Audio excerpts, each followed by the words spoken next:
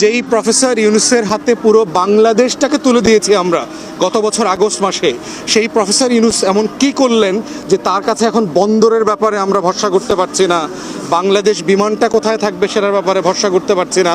আসল বাস্তবতা এগুলো না, এগুলো হচ্ছে আপনারা জানেন যে বাংলাদেশে বিশেষ করে চট্টগ্রামে যারা রাজনীতি করে, এই রাজনীতিক বিনিয়োগ লুটপাট বাণিজ্যর একটা কেন্দ্র হচ্ছে চট্টগ্রামের বন্দর। অতএব বাংলাদেশে যেই 16 বছর ফ্যাসিবাদ লুটপাট করে এই বন্দর থেকে হাজার হাজার কোটি টাকা খেয়েছে, নতুন রাজনৈতিক দলগুলো যারা ক্ষমতায় আসতে বিভোর, তাদের শ্রমিক নেতারা, তাদের মালিক পক্ষরা চট্টগ্রাম বন্দরকে কর্পোরেট হতে দিতে চায় না। তারা এটাকে পেশাধারিত্বের ভিত্তিতে চলুক, সেটা হতে দিতে চায় না। এখন প্রশ্ন হচ্ছে যে আমরা কি কিছু লুটেরার কাছে বাংলাদেশ বর্গা দিব, না বাংলাদেশটাকে আমরা কর্পোরেশনে নেব, পেশাদারিত্বে ফেরায় নিয়ে যাব, সারা দুনিয়ার সাথে আমরা কম্পিট করব, দুবাইয়ের সাথে কম্পিটিশন করব, সিঙ্গাপুরের সাথে কম্পিটিশন করব, বেইজিংয়ের সাথে করব, ক্যালিফোর্নিয়ার সাথে করব, আমরা কোথায় নিতে চাই?